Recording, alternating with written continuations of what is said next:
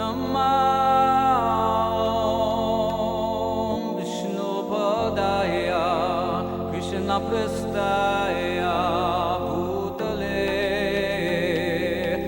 Srimate Bhakti Vedanta Swamin Hite Namani. The first time I saw him, I'd actually met him by hearing about him. You know, I'd already developed a relationship with him just by hearing about him. Vishnu John Swami came to Austin. I was a hippie, a singer-songwriter, out to save the world with my guitar, kind of a hippie mentality, and I realized that I needed to become spiritually enlightened, and I was trying to figure out how to do that. But I understood that Jesus Christ was a self-realized soul. So I wanted to know what made Jesus spiritually perfect, and I found it. He says, "Father, not my will, but thy will be done." So I was praying to God, please guide me how I can be your perfect servant. That was my daily meditation, begging. And then Vishnu Jana Swami was sent by Krishna to answer my prayer. And then my whole thing was with Vishnu Jana Swami in the beginning. And of course, he was very Prabhupada conscious person, totally immersed in Prabhupada. So from him I imbibed that faith in Prabhupada. Prabhupada was flying in from Los Angeles to do some college preaching for the weekend. And Donavir was the temple president at that time in Portland. And I thought Prabhupada lived in Los Angeles. I had no idea he traveled around the world. Anyhow, we came to the airport, and we were in the airport watching the plane land, and Prabhupada walked across the tarmac because it wasn't the kind of modern thing now. It was where he came down the ladder and walked across. Well, Prabhupada amazingly gave me mercy from the instant I saw him. It was unbelievable. As soon as the doors opened of the plane, and when Prabhupada came to the door, I'm looking, it's quite far away. All I see is that Prabhupada is totally effulgent, and he's not walking on the ground. And he's just the most amazing person. And then I could hear Prabhupada speaking to me from, this is amazing, talking to my soul, saying, "I love you, I will never leave you." And then I could hear my soul talking to Prabhupada, say, "I love you, I'll never leave you." And it was like this from the minute I met personally Prabhupada. Of course, I'd met him in so many ways before, but not manifest like that. And then he did something else quite amazing. All I could hear for about 2 hours, and it never came back again, was the whole world was chanting Hare Krishna. Every blade of grass, every person, everywhere was just chanting Hare Krishna. And I was just like, I was completely stunned, of course. And I stayed there for the weekend. I can't remember much. I'm so sorry. I do not have the best of memories. But of course, I spoke with Prabhupada and whatever, but I don't remember much. I only remember getting chastised because I didn't sit properly in the proper cross-legged position, that I wasn't sitting properly. That's what I remember. And but then I went back to Seattle, and I talked my parents into buying me a plane ticket to Los Angeles. And I flew to Los Angeles, I found the temple, and I joined, and I never left. That is how potent Prabhupada is. He just picked me up from the gutter, from hell, and he placed me in Goloka Vrindavan, and it was so beautiful that I never left. And I'm now here living in Vrindavan. Then one day was the initiation, and it was arranged to happen in Jardin de Luxembourg, the Garden of Luxembourg, a particular park in Paris, where the devotees set up everything with a big, good-sized yagya, fire yagya, and so on. And perhaps there were 15 of us taking initiation, 12 or 15. And since I hadn't seen an initiation before, I wasn't aware that the arrangement was actually going on in a different way from usual. Nor did I notice that clouds were gathering, because I was just fascinated by everything going on. And so, whereas usually Srila Prabhupada would chant on beads and then call the devotees forward one after another, and they would speak the vows, and then Prabhupada would give the beads with the name. None of that happened here. Simply there was yagya, mantras, swaha, and then it was finished, and then it started raining. And as I said, I wasn't really paying attention that there were clouds. So then it started raining. I looked up, oh, it's raining. And I looked over, what's Prabhupada doing now? And Prabhupada was gone. He was already gone. And so I thought, oh, this doesn't seem quite right. Weren't we supposed to get beads and name and something? But okay. So it was a 2-day event. This was the first day, and then the second day was, next morning, was in the temple. Srila Prabhupada gave his Bhagavatam class on Srimad Bhagavatam, Canto 1, Chapter 1, verse 15, which says that purification by bathing in the Ganga several times, so many times, does not compare to receiving the mercy of the devotee once. And so that was a nice preparation, introduction for the remaining part of the initiation. But the next morning, after Mangalarti, Prabhupada went for his morning walk. And this was the last morning walk that Srila Prabhupada took at the manor. And it followed the famous route out of the manor, through the village, up across the field to and then back down the lane. So we all got to be with Prabhupada chanting, but it was a big group. And typically when Prabhupada was in a larger group, he didn't converse as freely as when it was just a small, intimate group of disciples. But when we got back to the manor, Prabhupada saw the Ratha Yatra cart, and it was sitting uncovered. And that disturbed Prabhupada.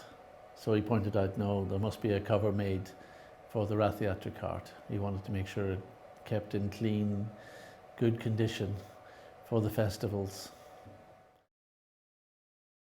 In 1973, I was in the ISKCON Calcutta temple, and Srila Prabhupada was there, and he was going through the temple from his room, which was just nearby, and followed by some devotees, and then he stopped, and then he looked at the Mridanga sitting on the floor. And Srila Prabhupada said that Mridanga should be kept on a nice stand. It should not be kept on the floor. The Mridanga is a sacred instrument. And so then he continued walking. And thereafter, Gagamuni, then Swami, was always very careful about keeping the Mridangas on a specially made Mridanga stand. And that was honored for quite a long time. I'm not sure if it's still going on now. Sometimes it is honored and sometimes it's not honored, but what we learned from that incident is that Mridangas are a very sacred instrument, and they should not be kept on the floor, but they should be kept respectfully on a stand or on a mat. So in 75, Prabhupada was going to come, so I was so excited to see him. But then I missed him because he came on Thursday and he left on Friday. We was thinking we'll go Friday, Saturday, Sunday, because I was in my 4 days. So we missed it, and the Vishwakarma called me and he chastised me that why you didn't come. So I told him the reason, and he says, no, you can come to the temple and see Prabhupada, it's no big deal. So then I remember that next time I won't miss him. So when he came in 76, I made a garland, and then we went to the airport and temple, and then when he came out of the car, Prabhupada, I saw him first time properly, because at the airport I couldn't see him much. So I feel like he's my everything, just looking at him. He's so humble, and I said, he's my father, he's my guru, he's my everything. I will give my life to him. That's what I decided, just looking at him. And then my husband offered him garland. He went in, he sit down on the Vyasasana, and he started taking out the garlands one by one. So I told Prabhupada, you just wore my garland 2 minutes ago, Prabhupada. Please don't take out my garland. So he took out garland and he put mine back. You told to Prabhupada? No, I think in my mind that Prabhupada, please don't take out my garland. I always talk to him in my mind with Prabhupada, because I'm a woman, so I couldn't speak because there was a brahmachari temple. So I told him, please don't take out, and he put my garland back, and it really touched my heart that, oh, he's even listening when you talk to him, even in the mind. Yeah, San Francisco is pretty amazing. We had, Vishnu Jan Swami headed out first. We made a flag of Hanuman for his Jeep. I did that on his request, and we were supposed to go then after that, the 3 or 4 more of us, but then the GBC said we needed to stay back and keep the center open.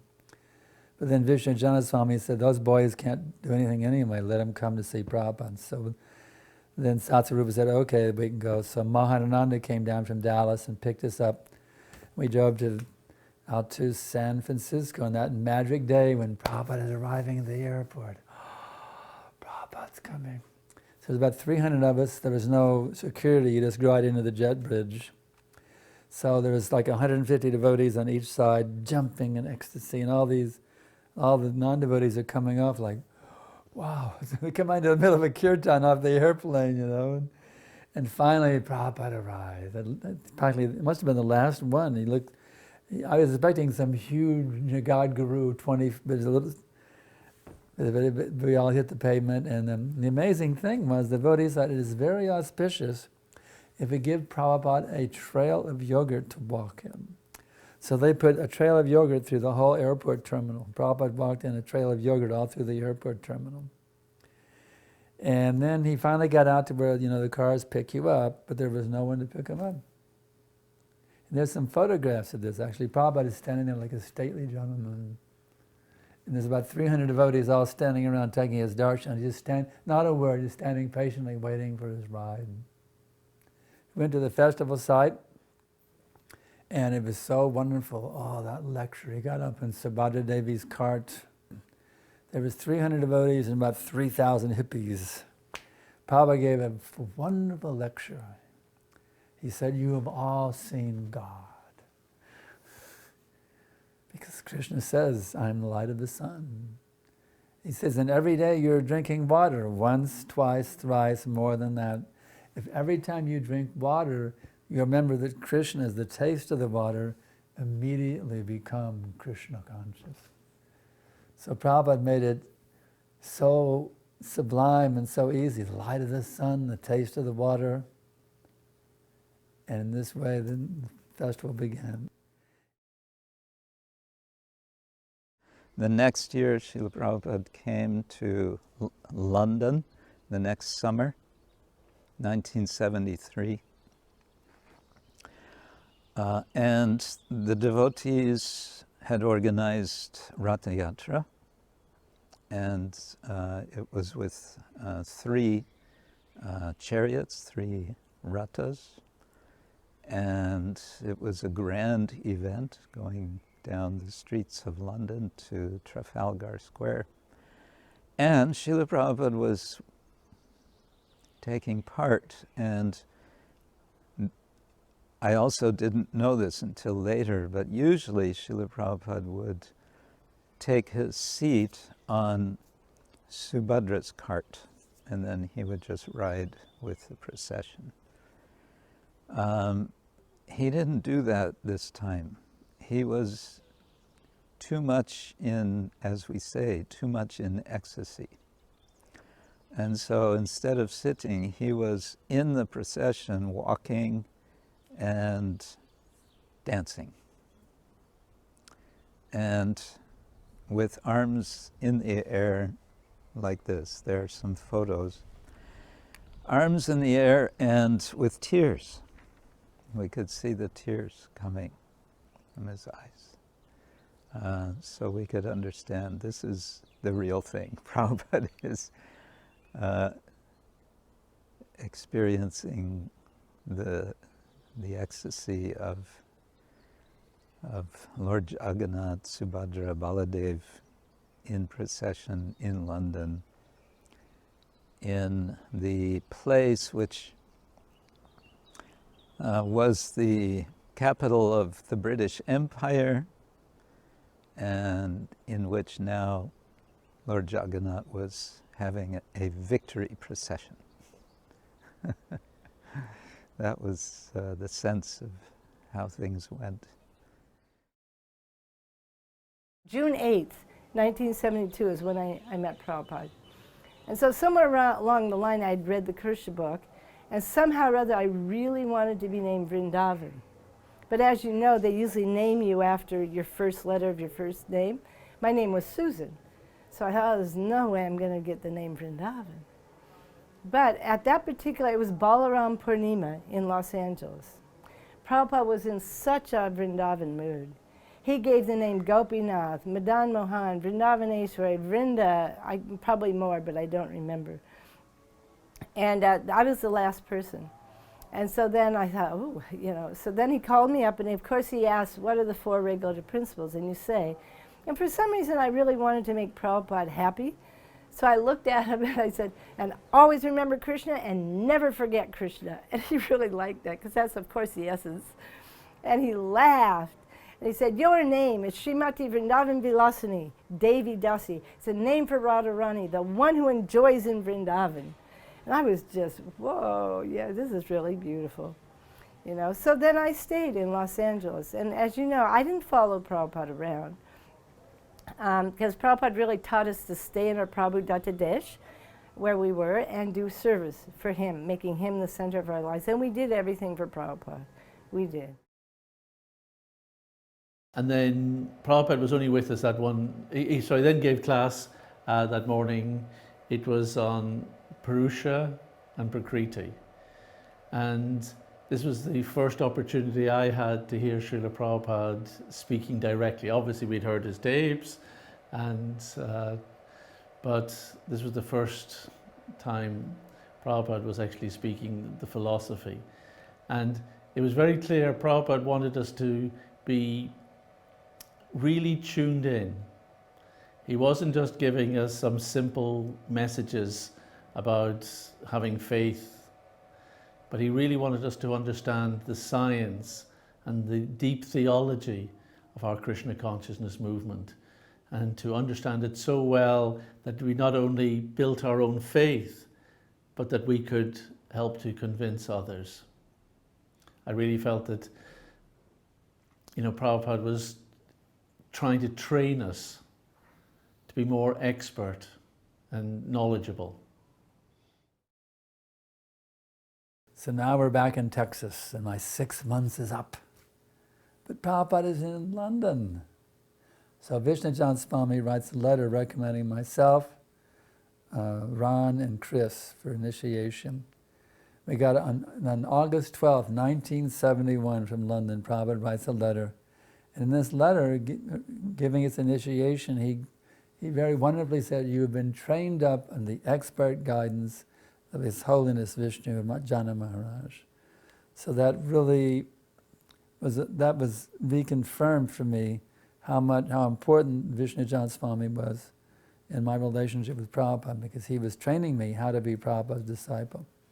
So that was a very wonderful thing, that Prabhupada confirmed the expert guidance of Vishnu Jan Swami. So now we had the initiation ceremony in the front yard of the temple, and Prabhupada's not there to turn your Guru Dakshina into. So what do? I mailed 3 checks to London. And I told Prabhupada, I want to spread this movement, Prabhupada. I wrote him my enthusiasm for spreading the movement. I got the most wonderful letter back from Prabhupada. He noted the exact amount of each check, like a pucka accountant. And then he said, gave me the most wonderful blessing. He said, I can see you're a very sincere, enthusiastic boy. He said, continue enthusiastically as you were doing, and surely Krishna will bless you. Now that instruction has kept me going for a half a century. Prabhupada told me to always be enthusiastic, and it works. Prabhupada wasn't just saying that. Prabhupada knows the science of Krishna consciousness perfectly. And the fact is that Krishna has reciprocated by my enthusiasm to serve Prabhupada for a half a century now. So this letter of September 7, 1971, where Prabhupada said, I can see you're a very sincere and enthusiastic boy. There's an extra wonderful thing about that letter.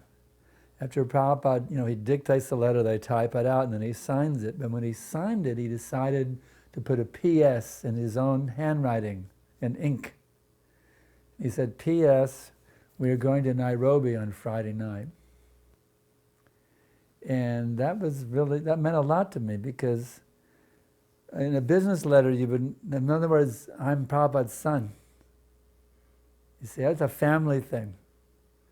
The father would say, oh, son, we're going to Nairobi. And it's like an insider thing. You're an insider, you're a family member. We're going to Nairobi on Friday night. I'm going to Nairobi.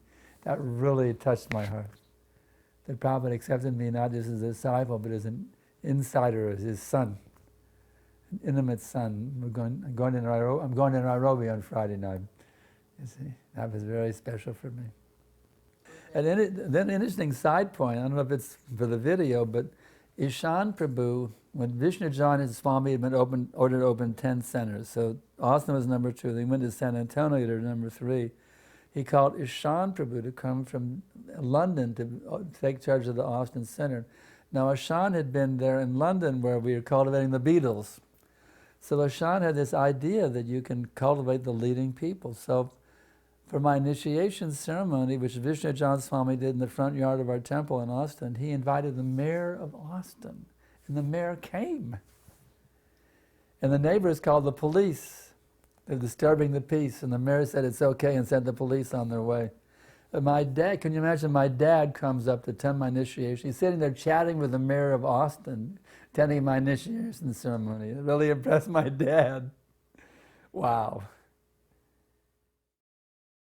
The next year in the summer, Srila Prabhupada came to Germany. And he came to the main temple, at that time Schloss Rettershof, which is about half an hour drive outside of Frankfurt. And my special memory from that time was the one occasion on which I asked Srila Prabhupada a question, and Srila Prabhupada gave a very extensive answer. It was at the conclusion of a lecture, an evening Bhagavad Gita lecture. Prabhupada was lecturing on Bhagavad Gita, chapter 2, verse 14, Matra Sparshastu Konteya. And he was, as he always did, he was speaking so strongly on the point of the necessity to tolerate. And I remember him saying that the moment of death is when the soul simply can no longer tolerate being in the body. That is what is death. And he was speaking about material desire and spiritual desire. So at the end of his class, he invited questions, and one devotee asked a question which didn't really relate directly to the lecture, and Prabhupada kind of shook his head. He didn't really respond to it. And then I sort of got up my courage to ask a question, and it was really sort of I think looking back, it was the classical "how can we" question.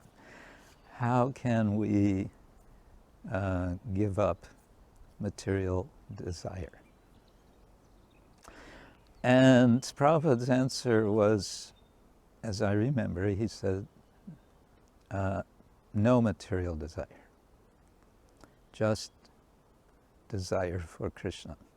And then he elaborated, he quoted the verse from Bhakti Rasamrita Sindhu, Anyabhilashita Shunyam Jnana Karma Adyanamritam Anukulyena Krishnanu Shilana Bhakti Uttama. Uttama Bhakti means devotion completely free from karma, jnana, etc. And then he elaborated by giving some examples of how we can engage this body in the Lord's service. And at one point he said, you can clean the temple for Krishna, you can cook for Krishna, he gave 3, 4, 5 things you could do for Krishna. And the last thing he said of this little list was, you can drive a car for Krishna. And everyone laughed. And the reason everyone laughed, because everyone knew, presumably everyone except Prabhupada and his servants and secretary, everyone in the local, they knew that my service was driving the temple vehicle for all kinds of purposes, shopping and taking away the garbage and driving devotees on Sankirtan, because I had a driver's license. And we all laughed because we all knew there would have been no reason for anyone to tell Srila Prabhupada in advance, there's this one brahmachari and he's the temple driver. There were so many devotees doing so many services.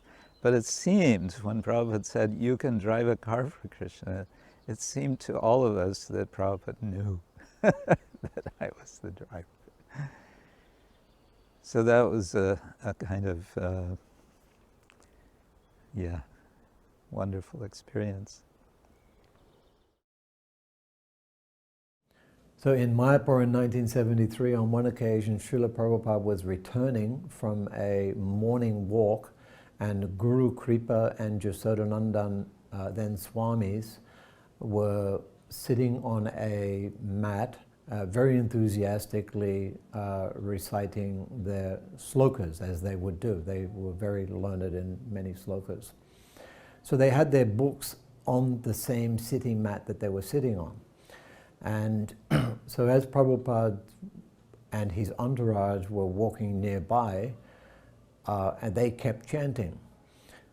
And so Srila Prabhupada changed the direction of his walk and came over to them. And it was expected that Srila Prabhupada, or anticipated possibly, that Srila Prabhupada might appreciate their chanting of the slokas. And that may have well been the anticipation of Jasodanandan Swami and Guru Kripa Maharaj. But instead, Srila Prabhupada was quite emphatic, not angry, but very emphatic, that he didn't say anything else. He said, don't keep those books on the same mat that you're sitting on. Put them onto a book stand. And then he just walked around and then continued his morning walk. So that was very instructive, that we should always be very, very respectful for his books, any sacred books, and don't put them on any sitting place, what to speak of the floor. One time when we were cleaning his quarters there in Los Angeles, it had been raining for a long time, and he didn't go out when it rained. But then it was sunny, so he went out. So the person in charge thought, well, he'll stay out a long time. But of course he didn't. You know, he came back quite quickly. So he came back before we were finished. And he comes up the stairs. His quarters were on the second floor. So he walked up the stairs, and we're kind of, okay. And the person in charge said, oh, Prabhupada, we thought you'd stay out a long time. You know, it was so sunny. And Prabhupada, as only Prabhupada can, you know, he's magnificent, put his head kind of up and goes, where there's Krishna, there's light. Where there's no Krishna, there's darkness. And he walks into his room and closed the door. You know, okay. You know, he was always teaching, but in such a kind way, you know. My main memories, though, will be connected with his visit then in 1977. We were already aware for several months of Prabhupada's health condition, and we were getting the regular reports through.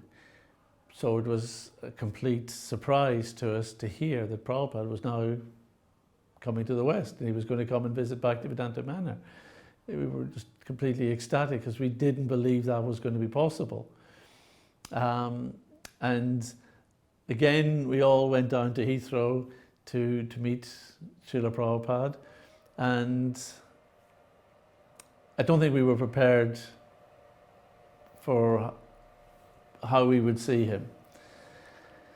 Prabhupada was in a wheelchair and looking so frail, and he'd lost so much weight that it seemed that there was no muscle tone, no flesh on his body, and the skin was just lying across his bones.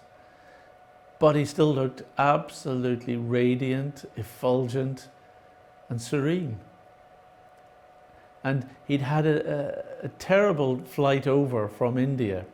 There was a stopover in Rome, and it was a big delay, and Prabhupada just simply had to sit on this the plane. And at one point, Tamal Krishna Maharaj felt he should encourage Prabhupada, and he said to him, Prabhupada, you know, the devotees would be so pleased to see you when we get there. And Prabhupada just replied, yes, it is good that we have come. So that was Prabhupada's kindness, his mercy on the devotees, that whatever the incredible, not just inconvenience, but suffering that he had to go through in order to kind of be with us, he was willing to cope with that. And it was Tamal Krishna, he told us the story, you know, on that day when we were having the darshan. He mentioned how there was other guests, other travelers on the plane, and they were watching Prabhupada and realizing that, you know, this personality just seems like no other. And Tamal Krishna Maharaj showed him the Bhagavatam and said, you know, here is the author of that book. And he said that these people were so impressed that Westerners just folding their palms and offering respects to Prabhupada on the plane. The last time I met Srila Prabhupada was in 1977 in London. Srila Prabhupada made this very unexpected visit to London in September. We had all been hearing that Prabhupada was very sick, that he was in Vrindavan. And the last thing any of us imagined would be that Prabhupada would be traveling anywhere. I was traveling in East Germany at that time. There was West Germany and there was East Germany, and there was this so-called Iron Curtain in between. And I was with Ganesham Prabhu, who later was initiated as His Holiness Bhakti Tirtha Swami, assisting him as the BBT Library Party representative as a translator for German. And after some days there, we drove back to Schloss Reddershof, and we thought, okay, now we're finished traveling for some time, we can take a break. But as soon as we walked into the building, the temple, someone said to us, "Did you hear that Srila Prabhupada is now in London?" No, we didn't hear that Srila Prabhupada is now in London. Are you sure? Yes, we're sure he's in London. So we kind of, Bhakti Tirtha Maharaj and I looked at each other, we grabbed some prasadam, and we jumped back in our car and we drove non-stop to London. And because Bhakti Tirtha Swami had already been recognized by Srila Prabhupada for his distributing of so many of the, especially sets of Prabhupada's books in universities, libraries, and so on. When Prabhupada heard that Bhakti Tirtha Swami was now there, he immediately called for him to come and report. And I was invited to tag along with him. So I did. And by this time, Srila Prabhupada's physical appearance was quite shocking for us to see, because he was extremely emaciated, extremely thin, and so it was quite painful to see how Prabhupada was. But he was sitting up, he was alert, and when we came into his room, we sat down and Bhakti Tirtha Swami proceeded to read the written report that he had just finished writing about the last week that we had been in East Germany. Every week he would write a report and send a copy to Satsvarup Maharaj and one to Srila Prabhupada. But now he was in front of Prabhupada, so he was reading that report. And one of the things that he mentioned in this report was something we observed. This was, again, behind the Iron Curtain. This was 1977. The Cold War was going on. And we would see that the supermarkets were practically empty. And we would sometimes see people lined up, waiting to get food in the shops. So Bhakti Tirtha Swami was describing that reading, and I looked at Prabhupada, and again, tears were coming from his eyes. When I saw that, I could understand, and he stopped him reading, and he said, yes, he spoke, he said, this is what happens when they become atheist country, atheist leaders, then there is no provision. People are deprived. And what struck me, though, was, and this is the quality of Prabhupada that struck me so much, his compassion. It was not simply, spiritual compassion, thinking their spirit soul. Yes, he's thinking like that, but he's also feeling for them, for their material condition. And that really struck me, that he was, and not just he was saying something, but he was feeling it, and you could see he was feeling it because there were tears.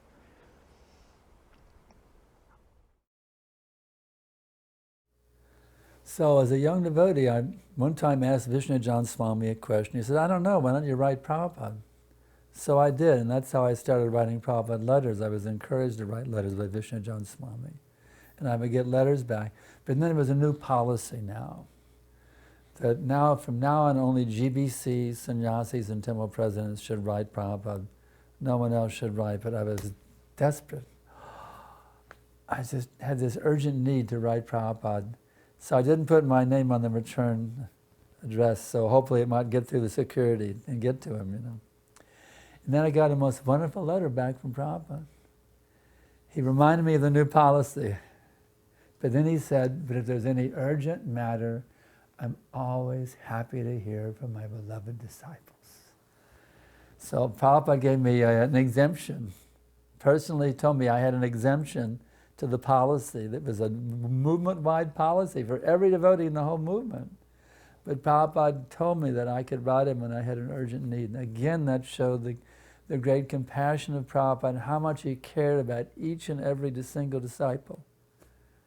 That was a wonderful, wonderful thing that Prabhupada, and I did take advantage of that until I no longer felt the urgent need, and then I was happy.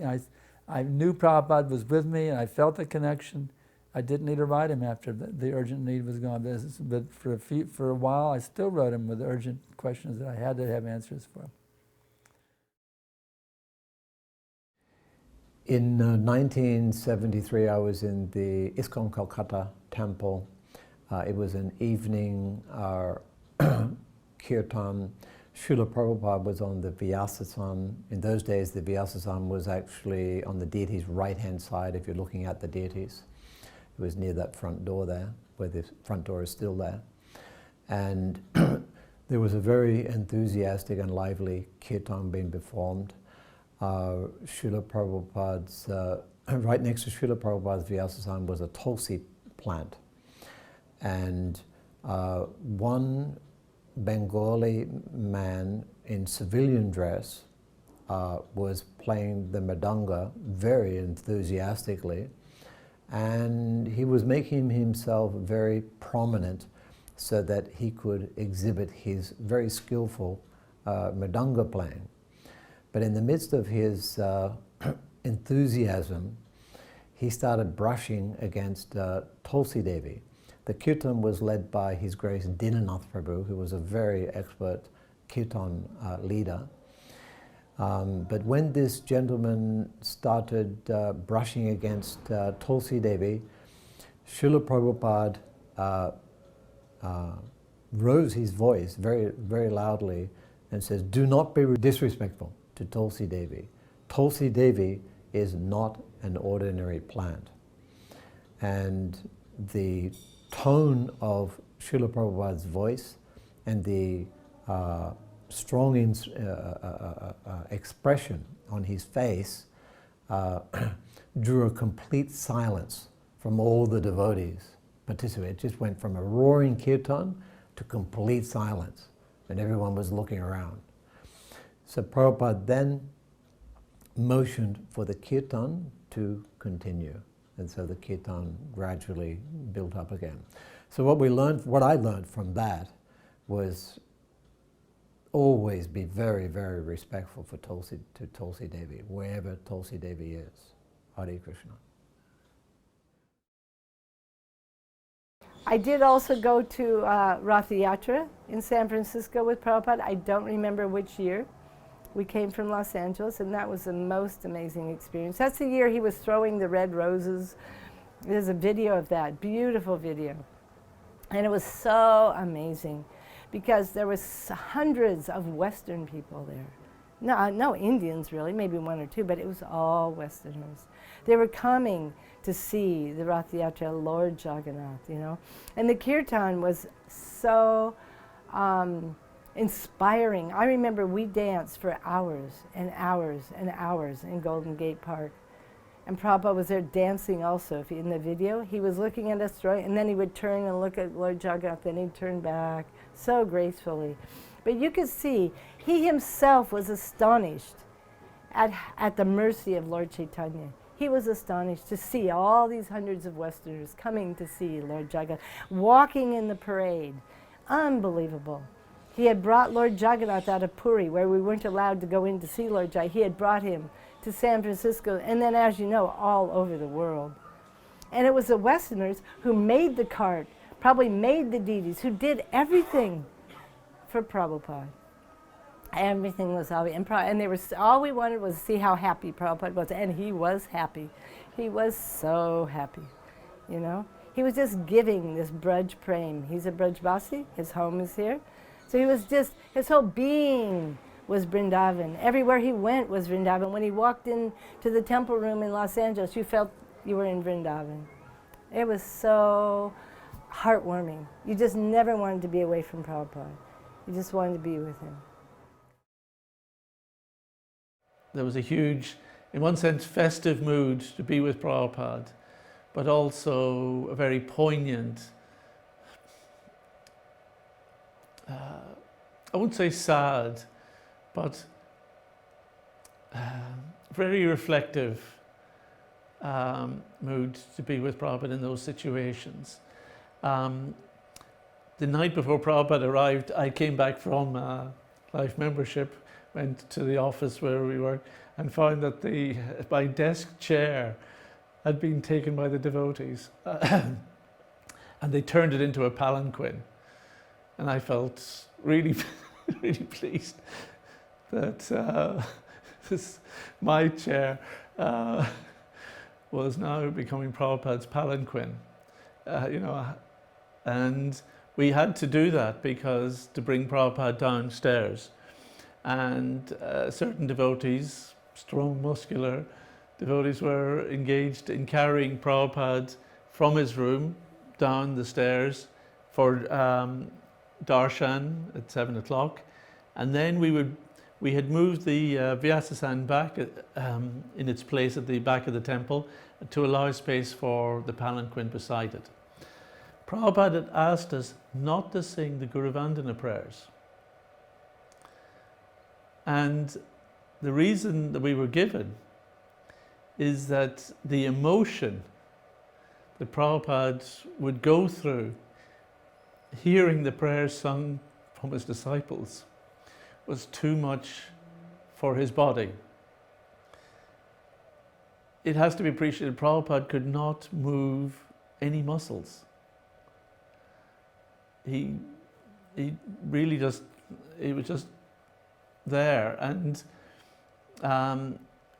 it was just any kind of movement was a strain for him. But he showed his pleasure. And there was one time we were doing kirtan, and the kirtan was going really nicely, very ecstatic for Prabhupada, and Prabhupada just moved his hands like this. Just that sort of gentle movement like that. And the devotees realized what Prabhupada was saying to them. Dance! And everyone just leapt, practically hit the ceiling. It just became wild. And then this beautiful, huge smile spread across Prabhupada's mouth to show, yes, this is how to please me. This is the most pleasing thing, seeing the devotees dance and chant ecstatically.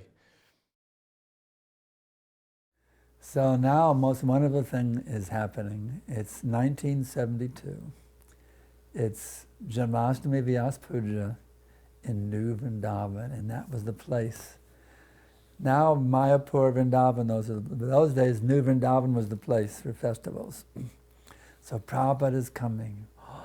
It's going to be a wonderful thing. So the Janmashtami was there, you know, all day long, fasting till midnight.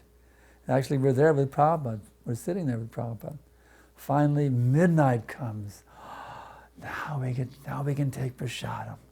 And then Prabhupada says, now we will read Krishna book. At midnight, instead of prasadam, Krishna book reading. So 1 chapter, 2 chapters, 3 chapters, and then Prabhupada said, I think you're getting impatient. And he stopped the reading.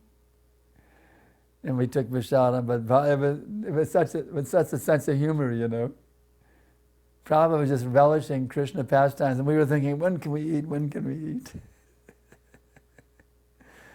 So that was a wonderful thing that Prabhupada was, he took us to the austerity of continuing our fast after midnight to hear Krishna Lila. It was a good training for us, but at the same time he understood our need and we had to take Vishadam. And he let us take Vishadam, finally. And that was a very delightful thing when he said, I think you're getting impatient. Prabhupada's sense of humor, you see. He had a wonderful transcendental sense of humor that really showed that night. I think you're getting impatient. We'll talk about the understatement of the century.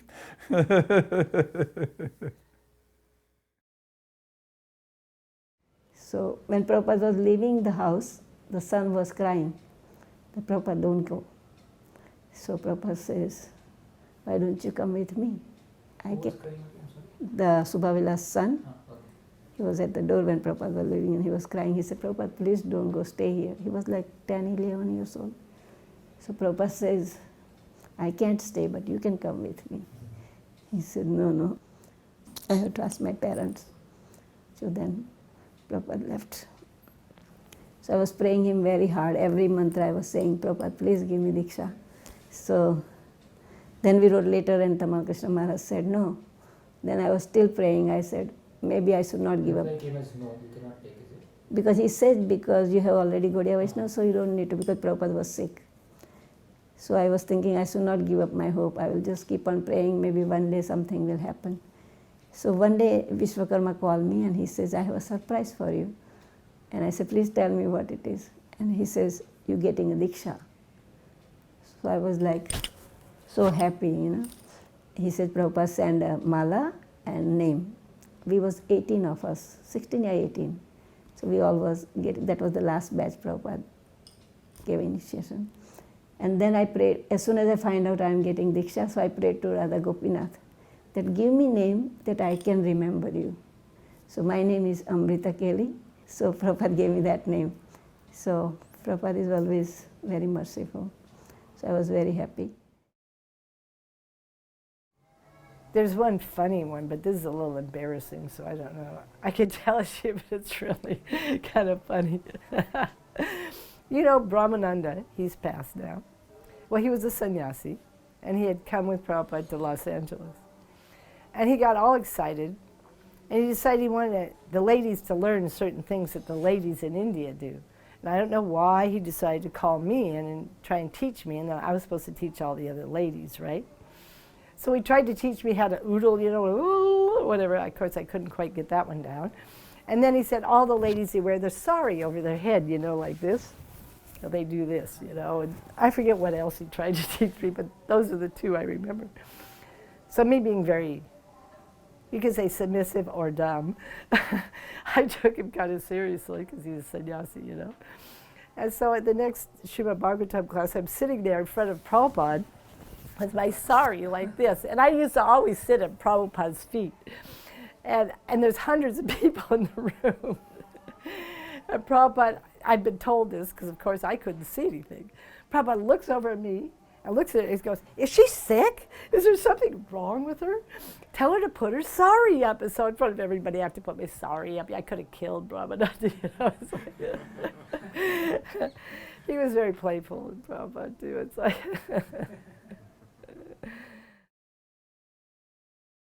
So then we would carry Prabhupada from the altar, from the Vyasasan, up the stairs. And at the top of the stairs, the devotees would turn the palanquin around. So the Prabhupada was facing back down to the devotees at the bottom of the stairs. And Prabhupada would very gradually just offer pranams to the devotees to recognize the love and the affection that was being shown. And Prabhupada would be in return to his rooms. We didn't have any darshans during this time. But Prabhupada did meet with the German Sankarshan devotees after the first day. And the reason is because they were the top of the world at that time. They were the biggest distributors of his books at that time. So Prabhupada wanted to give them a little blessing. But Prabhupada would sometimes call Jayatirtha and Vichitravirya, who were the GBC and the regional secretary at the manor, to his room.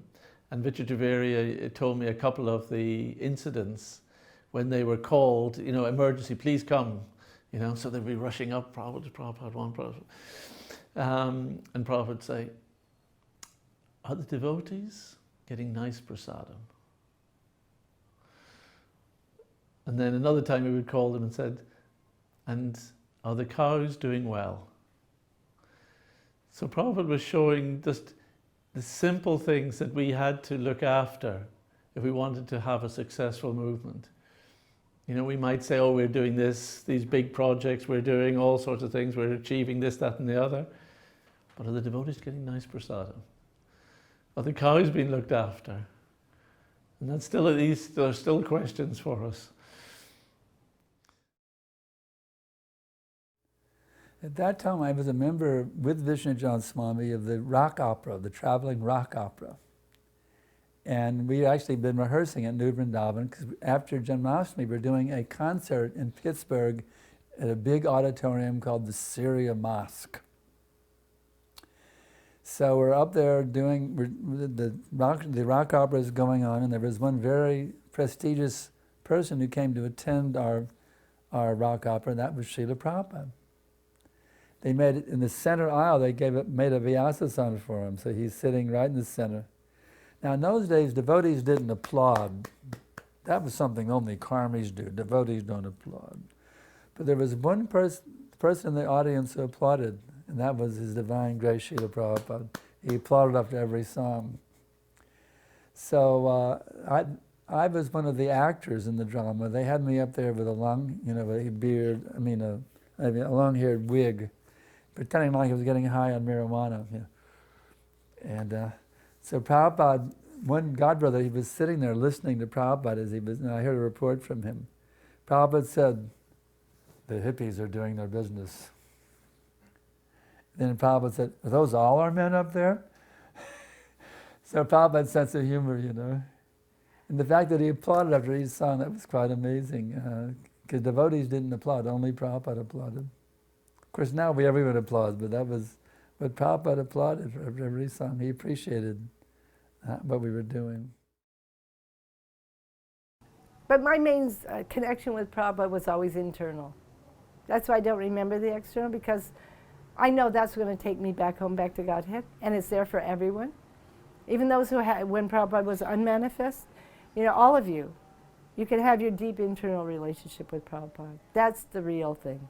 It's the soul to soul. Right. And so to me, that's what really matters, and that's what I nurtured. I read Prabhupada's books. I have read everyone so many times. I was in Los Angeles, that was a BBT. As soon as the book would come out, I would read it. Like this. And also one time, when the devotees couldn't chant the verses so well, the Sanskrit verses, he said to us in Los Angeles, everyone should chant a chapter of Bhagavatam every day, meaning the Sanskrit.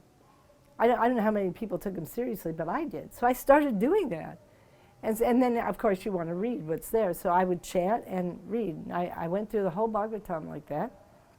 And I've read the Chaitanya Charitamrita probably 50 times. That's the book that saved me, just over and over. And I was always chanting and doing the same thing. Of course, Nectar Devotion, everything is there. So this is the thing, Prabhupada is there. We just must serve, selfless. That's the one thing, Prabhupada, he came, he has so much to do in such a short time, he made the platform, isn't it? He made a platform. And then he gave the essence, selfless, unmotivated, uninterrupted, affectionate service to Sri Guru, Gauranga, and Radha and Krishna.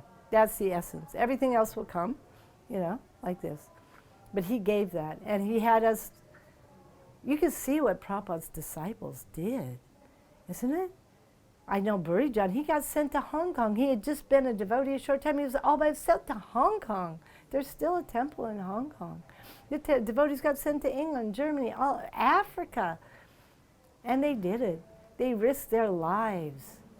Unbelievable. Prabhupada made us so, we had so much faith. So much faith. I don't know, maybe not everyone has it now, but at least then, we could do anything for Prabhupada, anything. Because he would always say, I can't do it, or something like that is a word in a fool's dictionary, you know? Impossible The impossible, yeah, that's it. The impossible is a word in a fool's dictionary.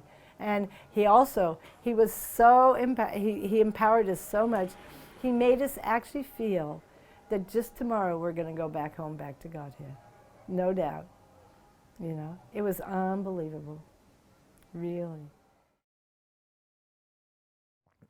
Prabhupada was there for us for Janmashtami, but couldn't partake in that. I remember the life membership office where I was working was right next to his darshan room, and then further along was his bedroom. But so often we would hear Prabhupada in the next room just coughing and having difficulty in his breathing. And it's a terrible thing to hear someone that you love going through that just perpetually. And it's not that there was going to be any respite for that. There's no treatment, there's nothing that seemed that was going to make that better. That's a very painful thing for any person, you know, to hear. So this made us very reflective of our responsibilities to Prabhupada, both in terms of being good disciples and keeping his mission prospering and flourishing. Then the day after Janmashtami was Vyas Puja, and Prabhupada came down to the temple room, and Tamal Krishna gave the class and gave a little story of Prabhupada's life and achievements. And Prabhupada was just sitting there kind of enjoying it, hearing these different things. And at one point, Tamal Krishna says, and Prabhupada, you know, would go anywhere and preach anywhere, you know, whatever the situation, Prabhupada was willing to preach. And Prabhupada says, even in a garage. There was some program that he'd done, even in a garage. So Prabhupada enjoyed the Vyas Puja. Again, we didn't sing the Guru Vandana prayers and Prabhupada's. We had Guru Puja, but we just, you know, sang the Maha Mantra.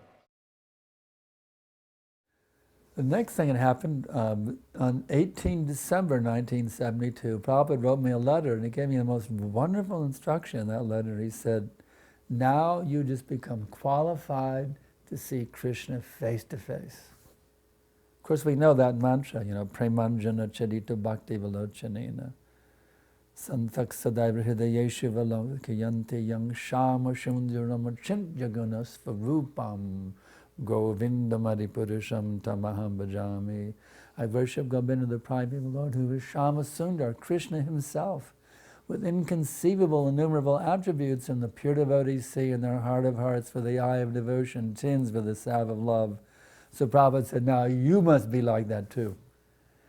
And that instruction has been sitting with me for like a half a century now. I have to do that. I have to qualify myself that I can see Krishna face to face. Prabhupada ordered me, I have to do that. So somehow begging his mercy, you see. Prabhupada gave very, very strong instructions like that sometimes to encourage us to come to the level of prema bhakti of the great acharyas. He wants all of us to come to that level, but he personally gave me that order. I take it very seriously. Every day I'm just begging Krishna, begging Prabhupada I can come to that level. Every day I'm begging, begging, begging. So Prabhupada has empowered me to be in this prayerful mood of begging for that, be able to come to that level of Krishna consciousness, of being able to see Krishna directly face to face. So even nowadays, whenever I have some problem, I pray to him. I either open his book or hear the video, CD or something. Then whatever question I have, he will talk for first sentence. One time my husband was president in Vancouver and somebody was saying something and I didn't like. So I prayed to Prabhupada that, I don't know, I'm not happy. So I put the tape on and Prabhupada says, caravan walks, elephant walks, and dogs barks behind it, but caravan keep on going. So maybe he told me that don't worry about anything, just preach. Because he told my husband to preach. So we are holding that instruction so tight and trying to go wherever Prabhupada take us. And only by his mercy we can preach. We live from suitcase, we don't stay in Vrindavan, we go everywhere. So I thought if I please Prabhupada, then Krishna will be automatically pleased. Thank you very much. He said, just give me one little lifetime. I will do the rest. So if we can give one lifetime to Prabhupada, certainly since he's actually a Brajbasi, so powerful. Who can control Krishna? The Brajbasis, by their prem, isn't it? Braj prem controls Krishna. And the topmost, of course, Srimati Radharani. And he's Rupa Nuga, so he's in the Rupa Goswami group, Rupa Manjari group. Topmost, they control Krishna the most. So, Prabhupada is so powerful. If we surrender, if we just only want his lotus feet, only want to serve Radha and Krishna, he can do everything. But we have to want that. Not a chocolate bar, not warm weather, not an AC, not, to be number one, nothing. Prabhupada taught us that. You can't have one speck of material desire, not one pinch. Then he will do, right? So. The one time that Prabhupada actually, if you like, our gaze met, and I think all devotees know that when Prabhupada looked at you, he wasn't seeing anything on the outside, he was seeing right through to your soul, knowing exactly who you are, all the craziness, all the nonsense, all the Maya, but still just seeing you are Krishna's servant. I can help you. Just please give yourself to Krishna. And all of that gets spoken in Srila Prabhupada's glance.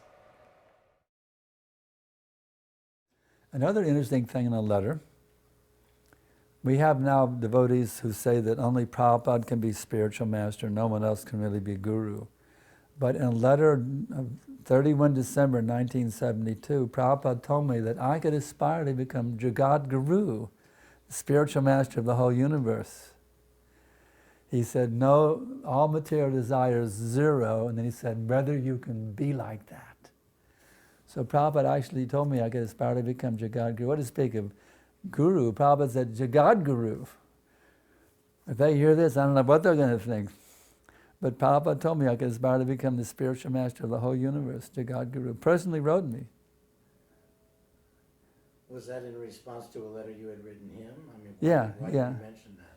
Yeah, no, I had, well, previously like I mentioned in the beginning, I was a hippie singer-songwriter out to save the world, I had that kind of a Messiah, save the world idea, so I just threw it in one letter. Can I aspire to be a famous singer, famous preacher? I just threw it in somewhere other than Jagat Guru. And Papa said, yes.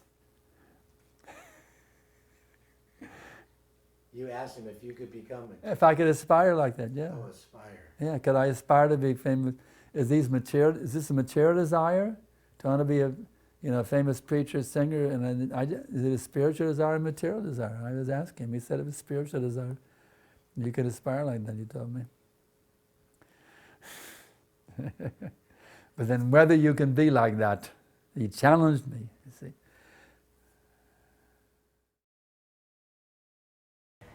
1973, he wrote it from Dallas, ISKCON.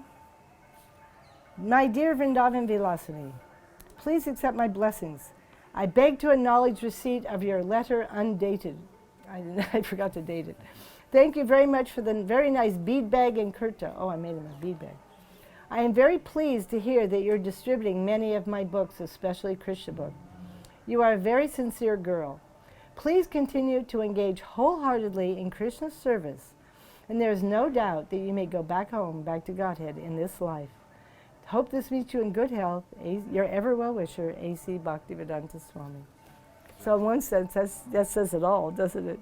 The beginning and this, you know, so, and I knew that in one sense in Bhagavatam class that, I mean, you know, I had led a pretty degraded life. I didn't deserve too much. I was getting the causeless mercy of Nitai. Akhandhadi Guru Tattva. Prabhupada was giving me causeless mercy. Yeah. The next morning, however, I was in the kitchen cooking the breakfast for the devotees. That's probably why Prabhupada asked what devotees getting good prasadam, because I was cooking breakfast on a few occasions. But my friend Abhiram, who was his servant at the time, came, and Vichidevira came in and said, look, we need help. We need to track down a life member doctor who can come and see Prabhupada. We don't want to involve just the standard doctors. Is there someone who's a naturopath or someone who can help? And together we were making phone calls round to see if there was anyone who could come, and it wasn't really happening. But Prabhupada was his condition was getting worse. And devotees were becoming more and more concerned, and we knew that Prabhupada had told us, whatever happens, don't let them take me to a hospital. But at a certain point, when it became obvious that we weren't going to be able to help him in any other way, I think it was Abhiram who made the decision. We called the ambulance, which came very, very quickly for Prabhupada. Prabhupada was then taken to Watford General Hospital. And it was very serious. It was a life-threatening situation for him. And, you know, we'd had many kirtans over many months for Prabhupada to pray for his health but the kirtan that we held then was different. This was real. Prabhupada had been with us, and now he is heading to hospital, and we don't know what will happen. So the mood of the devotees was just tearful and desperate. And that was reflected you could feel that in the kirtan. I can't remember which devotee asked me, he said, look, here's Prabhupada's bead bag, and he's been taken to the hospital without his beads. Could you drive that over? So we went over to the hospital. And I met the other devotees in the waiting room. It was not the main wait, it was near the operation, near the wards. And I remember seeing Prabhupada then being wheeled in the gurney, you know, just past us. And, you know, that's probably one of the most painful visions I have. Seeing Prabhupada in that situation. But we heard very soon after that actually the operation that it had was successful, and that it had relieved the kind of situation at that moment. So actually the devotees there at the hospital, we were all really just thankful and relieved and happy, and just felt we need to get the news back to the devotees at the manor. And when he came to Toronto, he had a toothache. I didn't even know. And when he was seeing us, we didn't notice that he's sick. After Harisori was saying somewhere that when he came to Toronto, 76, he has a very bad toothache.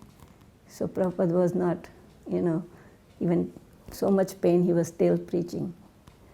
So that's what I learned, that we should not worry about the body, just preach. Now we're in Atlanta, Georgia. It's 1975, and Prabhupada has come. And it's so wonderful. Now, so many devotees, they got to do morning walks, it's so much personal association. I didn't get so much personal association. So I took advantage when in Atlanta that I would plant myself just beside the Prabhupada's, right on the right hand of the Vyasa. I'd be right here by the Vyasa sun, just right there, just inches away from Prabhupada. I got as close as I could physically to. And so Shrutakirti, his personal servant, was on the other side.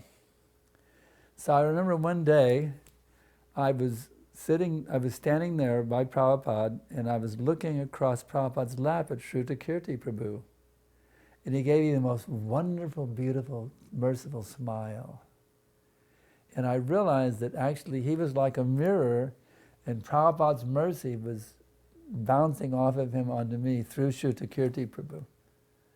So that's a very telling thing, that Prabhupada's mercy is not only available through Prabhupada, but to those who are sincerely representing Prabhupada, you can also get Prabhupada's mercy through them.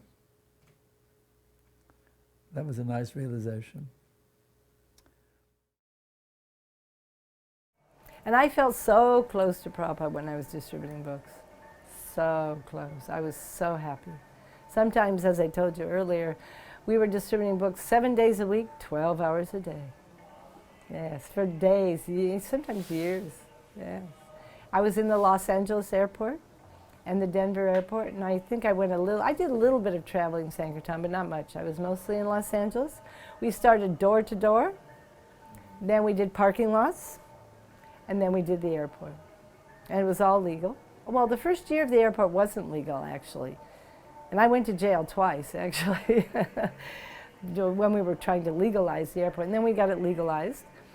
And then of course, I finally left in 1989. I came to Vrindavan ISKCON, and I've been living in Vrindavan ever since. Of course, I've been to the West, but my home has been Vrindavan since 1989.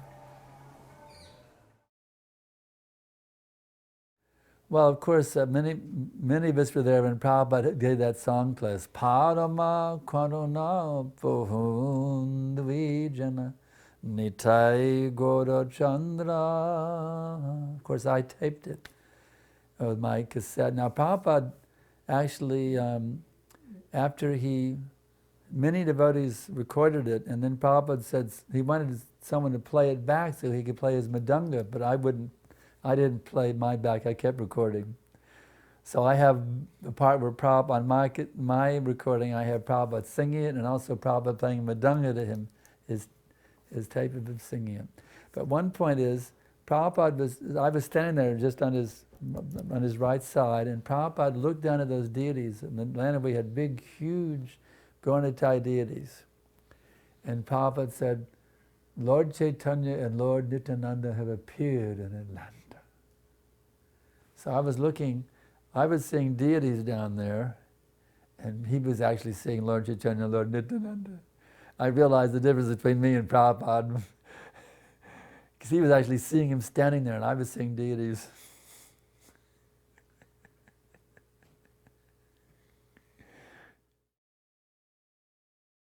I remember when the doctor came, when a life member doctor came that evening to see Prabhupada, and not in the morning. No, it was just too urgent. It was just, but this doctor probably couldn't have looked after him then. He needed the hospital. We did the right thing. If we'd brought a doctor in the morning, that probably would have just delayed things unnecessarily. But the doctor then came to see how he was settled in the evening, and how everything had gone, just to check him over. And when Prabhupada, after the treatment, Prabhupada asked, please give him his fee. And the doctor, no question, I don't want anything, But Prabhupada insisted. And the understanding we took from that was that Prabhupada did not want to create any obligation, any material obligation to anyone. He was taking service from his disciples, but that's different. That's kind of bhakti connection. but from someone who wasn't his follower, his disciple, to offer service to him without Prabhupada reciprocating would have created, if you like, a karmic debt. Now, you wouldn't think Prabhupada would have to worry about that sort of aspect, you know. Prabhupada was beyond any type of karmic responsibility or, you know, fruitive action in this world. But Prabhupada, it was just part of his perfect culture that he recognized that I cannot just accept something without giving back. So he wanted, no, please, you give him his, you know, his fee. Another nice thing that happened was I got second initiation there in Atlanta, and Prabhupada gave it to each. You have your own private darshan, just you and Prabhupada. Wow, that was amazing. Now, normally a sannyasi is never alone with a woman, but even for that thing, even the Maharaji's got to be alone with Prabhupada for second initiation. So now I'm in with Prabhupada, and wow. And I was a little confused because you do each, you know, it's 10 times going through these different mantras. And I was wondering, well, do you do the first mantra, second mantra, third mantra, and you loop the loop 10 times, you do the first one 10 times? I was confused which way to do it. So Prabhupada just demonstrated Om Bhavaspati. He actually demonstrated it for me. He took the time and trouble to make sure I knew exactly what I was supposed to do. It wasn't like any rush thing. Like Prabhupada would give me all the time in the world, whatever I needed, Prabhupada was willing to give me. That shows me how much Prabhupada cared to see that every devotee knew exactly how to properly practice Krishna consciousness. That was a wonderful experience to be with Prabhupada in that moment. Wow. Have him put the thread over you. Oh, what a wonderful thing. Prabhupada's compassion. Prabhupada says first business is to chant year round. So I'm always eager to chant. And I'm thinking, I hope I can chant more and more and more. Because I think after a certain time you get the taste for it. And I always think that whenever I have time I should chant. Prabhupada says, if you don't want to waste time, chant Hare Krishna. So I'm always happy to chant. Before Janmashtami, Prabhupada travelled down to Bury Place. He went to Bury Place. I wasn't there, but when my devotee friend Govardhan, Giri Govardhan, drove him. We'd hired a nice Daimler for the day and drove Prabhupada in comfort down. And he went to see Radha Ishvara, paid his obeisances. But then we drove him past the new temple at Soho Street. And Prabhupada looked up and nodded. And that was the guidance to Jayatirtha that yes, we could go and buy this temple and we could move Radha Ishvara. So getting that confirmation, I think was very, very important for the devotees, for the yatra, and you know, to really kind of solidify this new situation in Soho Street. Prabhupada didn't say anything on the way back, says, according to Giri Govardhan, except when they were driving out of London, Prabhupada went, Bloomsbury. Meaning that's the area where the British Museum is and where Bury Place is. And our understanding of what Prabhupada was expressing there was just his pride that when he came to London, he was able to establish a temple right in the kind of heart of the British establishment, right in the centre of the capital in London, in Bloomsbury, a famous, famous location. So again, that just indicated the special significance that Prabhupada gave to the preaching in London and in England and Britain overall. We're all familiar with that beautiful prayer, he reasons ill who tells that Vaishnavas die when thou art living, still in sound and living, try to spread the holy name around. If we can apply this very nicely. Prabhupada has given us the world deliverance mission. Here in LA, he said, become guru and deliver the world. That's the order he gave to us, his disciples. He ordered us to deliver the world. So if we embrace that world deliverance mission, that I've been ordered by my spiritual master to deliver the world, to become a pure devotee and deliver the world, if we embrace that very tightly in our heart, then actually we're intimately connected with Prabhupada at every minute, 24/7. If we keep that world deliverance mission, my duty is to think, speak, and act in such a way to push forward this movement that the whole world can now become Krishna conscious. If we embrace Prabhupada's world deliverance mission, we'll be packed up tightly with him 24/7. On the day that Prabhupada was to fly back to India, we'd hired the car again, and it was waiting outside the reception room at the manor. A group of devotees were all gathered round. Prabhupada was brought down on the palanquin, and then we had to bring him into the car. And just as that was happening, the local policeman, called Harry, used to, he was an elderly gentleman, and he pushed his way through the devotees. Devotees are doing kirtan, you can imagine how tight and pressed, and he pushed his way through, and he went up to Prabhupada and shook him by the hand. How are you, Prabhupada? This was his affection for Prabhupada. And Prabhupada just said, thank you very much, thank you. This was very significant because at that time, there was a lot of concern by the villagers over what had happened to the largest property in their village. It had been turned into a Hare Krishna temple, and hundreds and sometimes thousands of people were coming to visit this place, and these strange Hare Krishnas, were wandering all over the place. And but the local policeman, who actually lived across the road, had met Prabhupada before and become so appreciative of him that he really wanted to see him before he left the manor that time.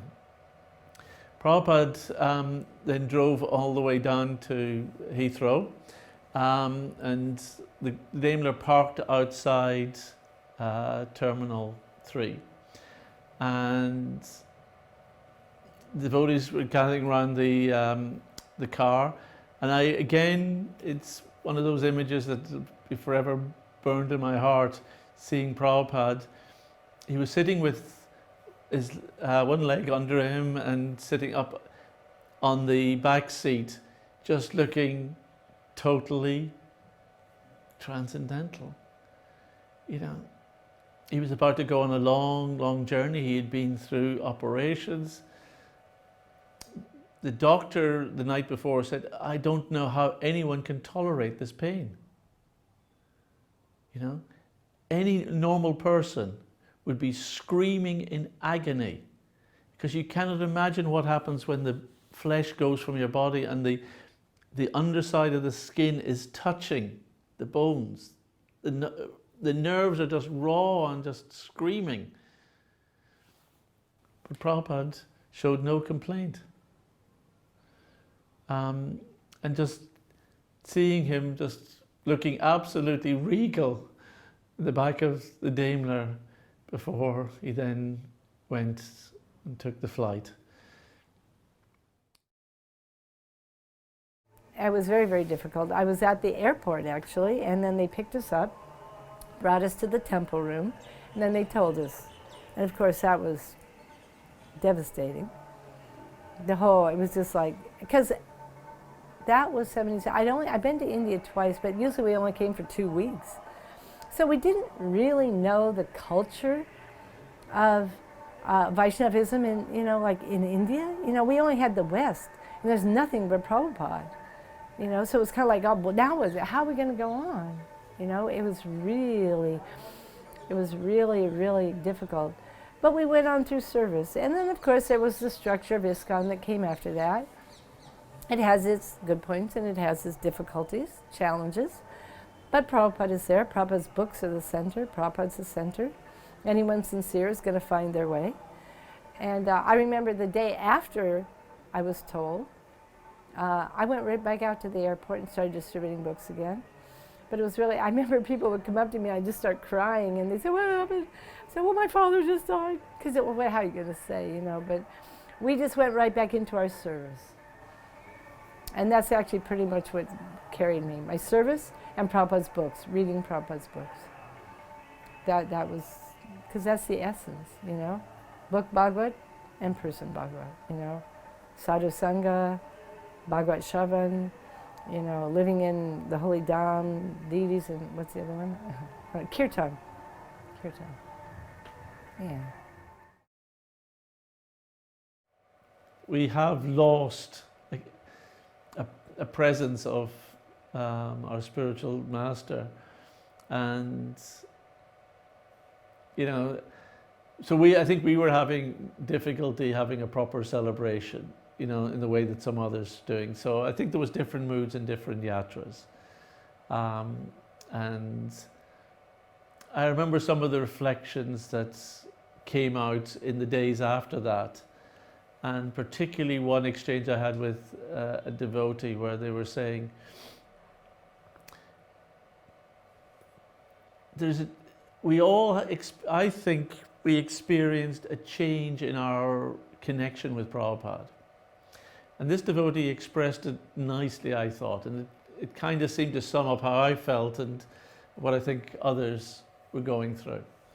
And that is that up to this point, we'd always thought, well, Prabhupada is in India, Prabhupada's in America, Prabhupada's visiting Australia, you know, Prabhupada's coming to the UK. We had thought of Prabhupada being localized and being with a particular group of devotees at one time. And what we were starting to then feel is Prabhupada is everywhere. And Prabhupada is with all the devotees all of the time. And that wasn't just something we were saying to make ourselves feel better. It actually was a change in our relationship, with our concept, if you like, of our relationship with our spiritual master. It was much more a transition from being so conscious of his Vapu presence to understanding Vani in terms of instructions, but more that we actually were having that connection and presence with Prabhupada more strongly and transcendentally, and not having to rely on the Vapu presence to feel that we had that. So there definitely was this incredible change, and I just felt that this is, you know, Krishna's blessing on the disciple, to giving that kind of realization to help through what is the most traumatic event in any disciple's life. What attracts me most about Srila Prabhupada is his perfect knowledge of the absolute truth. He's not a speculator. He has perfect knowledge of God and how we can all become also perfect in our relationship and knowledge of God. His mercy is also there. His knowledge is there and his mercy. Both things are there. His kindness, but it's not just his kindness, he has absolute perfect knowledge of God and how we can also realize God. Well, even as we hear in Bhagavatam, the most important one than everything else is his complete surrender to his Guru. Guru Seva. Surrender like this. You know, 100%. We could see selflessly surrendered to Srila Bhaktisiddhanta Saraswati Thakur. That was his life. And that's what he taught. Everything will be successful if you just surrender and make the instructions and the moods, the inner moods of your guru, your life and soul. That's what brought Prabhupada to America. Yeah, everything like this. And of course, kirtan. He just has some in the holy name, isn't it? He was under the tree in Tompkins Square, just no fancy tune, nothing, just Hare Krishna, and the whole world came dancing, isn't it? So he had that faith in Sri Guru and Harinam, like this, you know. Of course, he is an eternally liberated soul, so he brought Vrindavan with him. That's the quality, you know. So he has the qualities of the Brajvasis, especially those in the group of Sri Rupa Goswami. He's Rupa Nuga. And that, he always talked about Vrindavan, always. You know, so. And all the rest was there, the humility, everything was just naturally there, you know. But Bhakti Siddhanta was everything to him.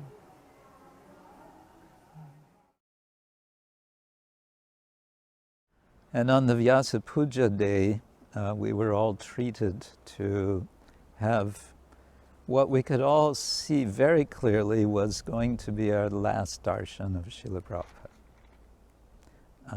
Basically, he was saying goodbye. It was just clear to us from his condition. And it was decided, I don't know if he decided or requested or Tamal Krishna Goswami suggested, but in any case, Tamal Krishna Goswami, as Prabhupada was sitting, Tamal Krishna Goswami stood next to him and proceeded to tell the life story of Srila Prabhupada over, I don't know, several minutes, from everything that Tamal Krishna Goswami had heard from Srila Prabhupada. This was before the written biography of Satsarup Maharaj was there. And every once in a while, he would look to Srila Prabhupada, and Prabhupada would look and he would nod. He would say, yes, that's how it was, yes. And Prabhupada's nods were, I had the clear sense, not just nodding approval that, yes, you're speaking accurately, but it was nodding approval of his own life and a sense that his life had been indeed complete and successful, that he had fulfilled the mission of his spiritual master. He was feeling fulfilled, that everything had been done that needed to be done. He had disciples who would now carry on his mission. All was well.